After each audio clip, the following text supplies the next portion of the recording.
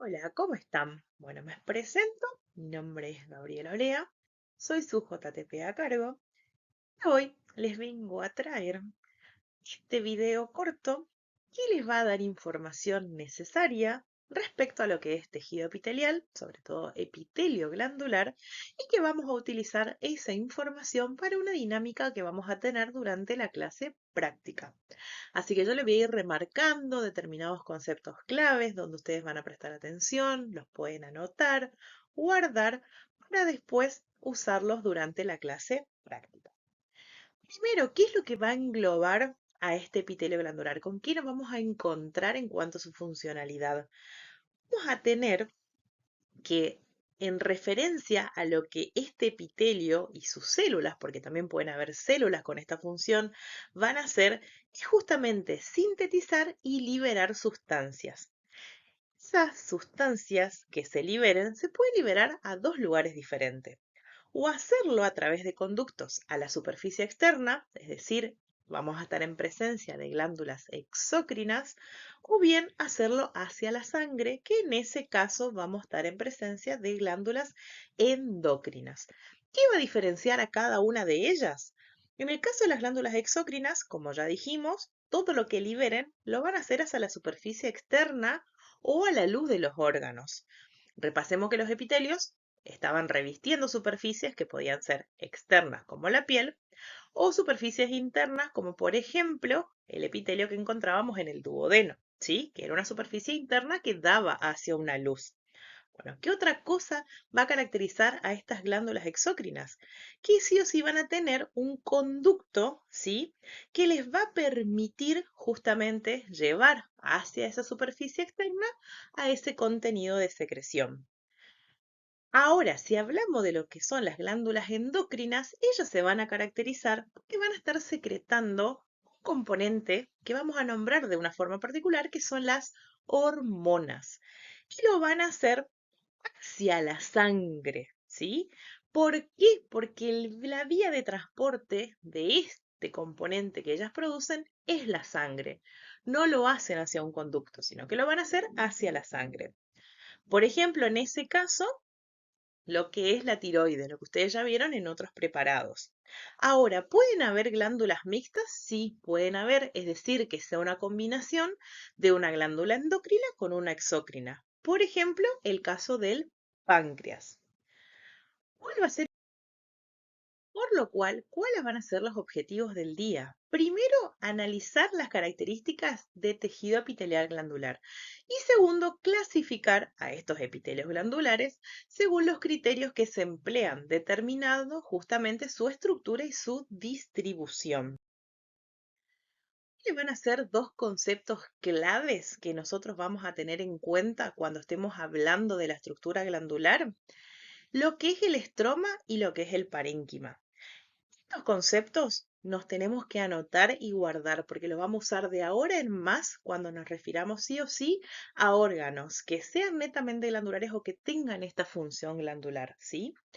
Cuando nos referimos a lo que es el estroma, estamos hablando de lo que es el tejido de sostén, su tejido de soporte, ¿sí? Y no es más que justamente un tejido conectivo que va a contener vasos y nervios y que este tejido conectivo va a estar formando lo que es la cápsula y los tabiques de este órgano. ¿Y qué va a estar conteniendo este estroma? Al parénquima.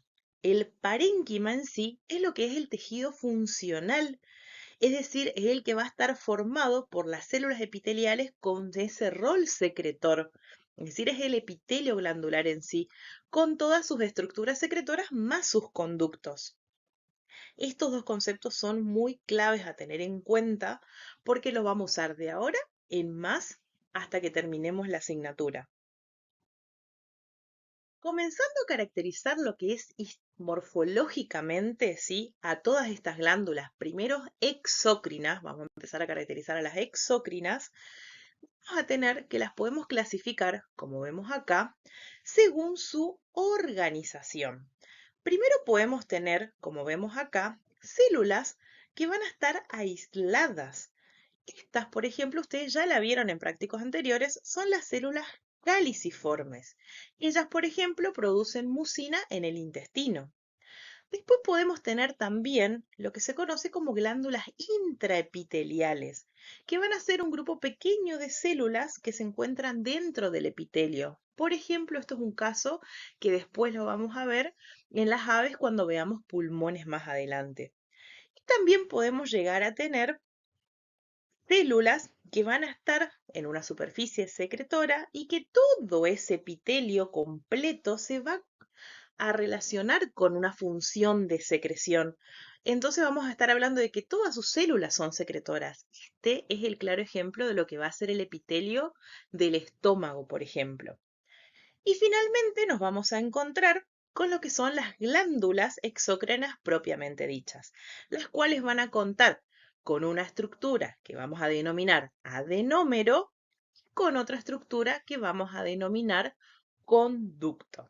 Como podemos visualizar acá, este adenómero, ahora vamos a ver que le vamos a poder dar un nombre para su clasificación de acuerdo a su morfología, al igual que estos conductos, de acuerdo a dónde estén o cómo se ramifiquen, vamos a ir dándole distintos nombres y ubicación.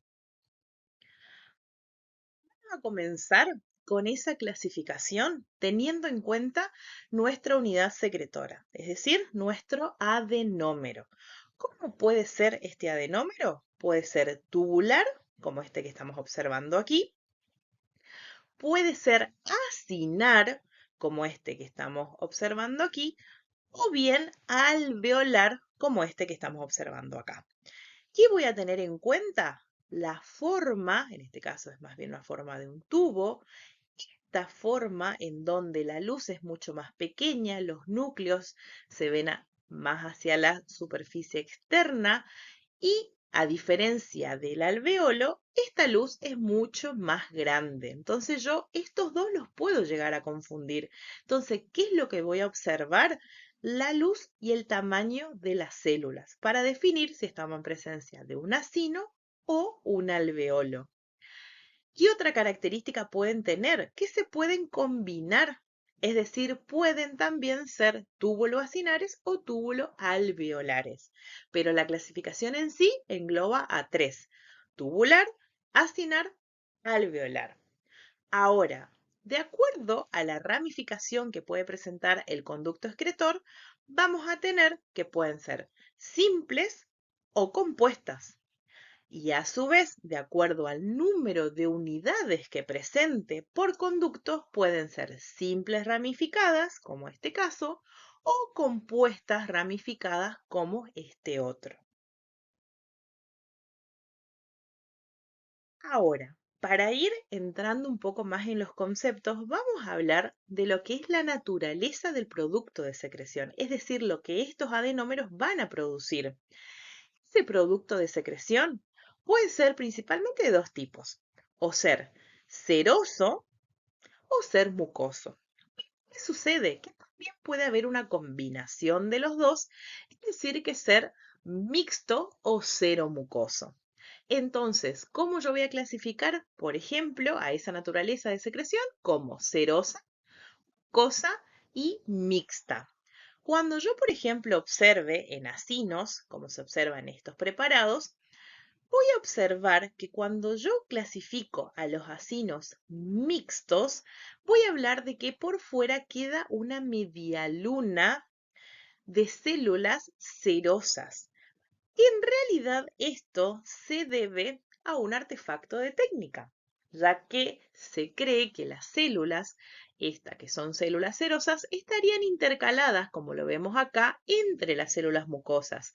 Y cuando se produce la fijación de este preparado, estas células quedan hacia la periferia. Entonces yo veo, como se observa acá, células mucosas formando la sinomucosa en el centro y las células que conforman la parte serosa como una media luna por fuera.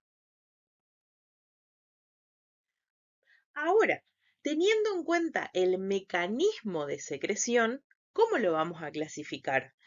El mecanismo de secreción puede estar dado de una forma merocrina, hipócrina u holócrina. ¿Qué va a caracterizar a cada uno? Si yo observo, en el caso de la merocrina, la secreción no es más que por exocitosis, es decir, la célula permanece intacta y el producto de secreción sale en vesículas.